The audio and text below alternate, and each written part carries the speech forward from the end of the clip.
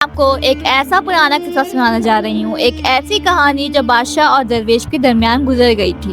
اس قصے میں شان و شوکت بھی ہے، عبرت بھی ہے اور انسانی زندگی کا اصل راز بھی۔ کہتے ہیں صدیوں پہلے ہندوستان کی سرزمین پر ایک ایسا بادشاہ حکومت کرتا تھا جو اپنی طاقت، دولت اور سلطنت کے لیے مشہور تھا۔ اس کے محل کے در و دیوار سونے کے تھے، ہر کونا آئینے کی طرح چمکتا تھا اور بزم و محفل میں دنیا بھر کے قصوں کو اس کا دل بہلاتے رہتے۔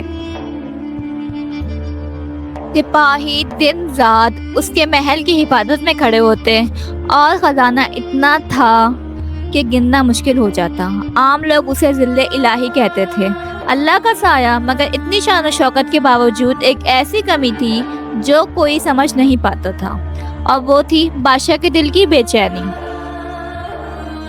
رات کے اندھیروں میں جب ہر طرف سکون ہوتا تھا، تب بادشاہ اپنی نیندوں میں الجھا رہتا۔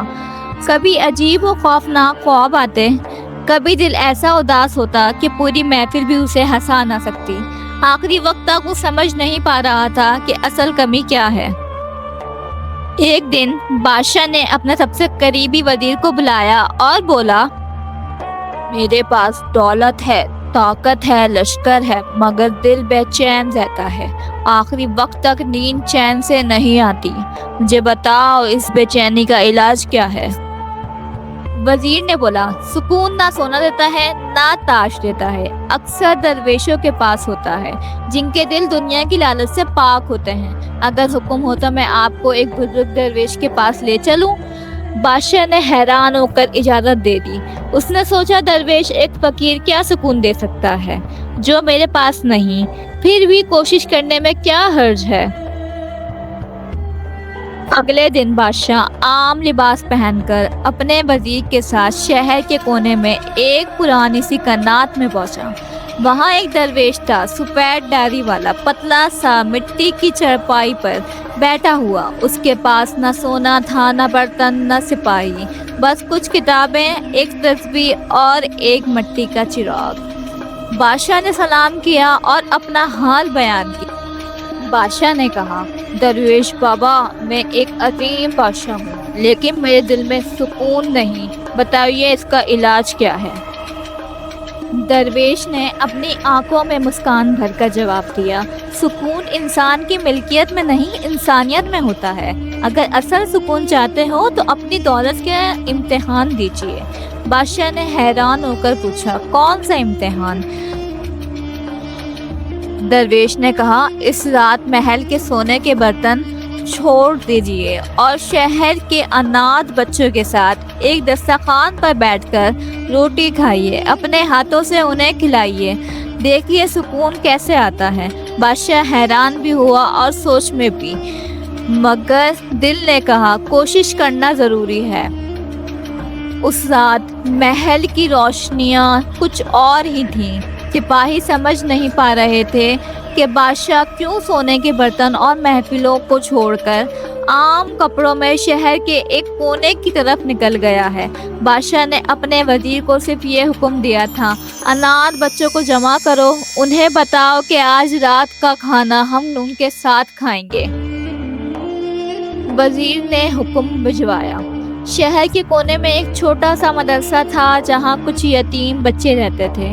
ان کے کپڑے پھٹے ہوئے ہوتے تھے، چہروں پر معصومیت تھی، مگر آنکھوں میں کمی اور بھوک کا درد۔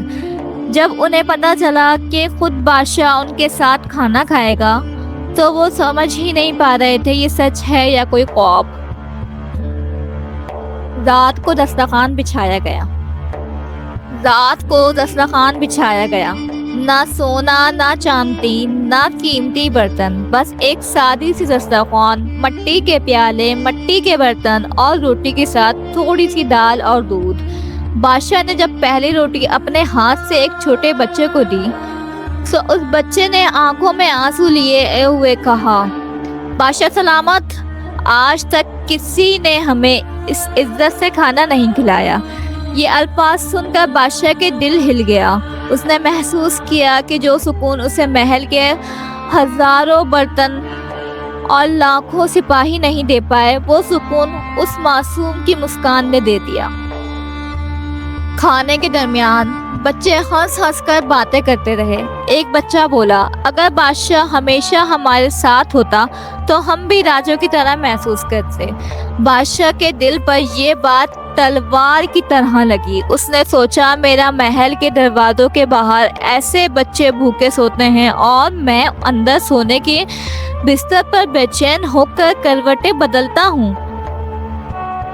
شاید میری بے چینی کی وجہ یہی ہے۔ کھانے کے بعد بادشاہ نے بچوں کو سلا دیا۔ وہ ساری رات ان کے پاس بیٹھا رہا جب تک ایک بچہ نیند میں اٹھ کر اس کی گود میں سر رکھ کر سویا۔ تب بادشاہ کے دل کی بے چینی پہلی دفعہ ہلکی ہونے لگی۔ اس کی آنکھوں سے آنسو بہنے لگے۔ صبح کا نور پھیلتے ہی بادشاہ واپس درویش کے پاس گیا۔ اس کا چہرہ پرسکون تھا مگر آنکھیں نم تھیں۔ درویش بابا، آپ صحیح کہتے تھے، آج رات جو سکون مجھے ملا ہے وہ میرے تاج میں بھی نہیں تھا۔ مجھے بتائیے اب آگے مجھے کیا کرنا چاہیے؟ درویش نے مسکرا کر بولا، یہ تو صرف پہلا قدم تھا، اب اصل امتحان شروع ہوتا ہے۔ سکون تبھی پتہ لگتا ہے تب انسان اپنی دولت اور سلطنت کو صرف اپنا ہی نہ سمجھے بلکہ اللہ کی امانت سمجھ کر اسے مخلوق کے لیے خرچ کرے۔ بادشاہ نے گہری سانس لی اور کہا، میں وعدہ کرتا ہوں اب میری سلطنت میں انصاف اور رحم پر قائم ہوگی۔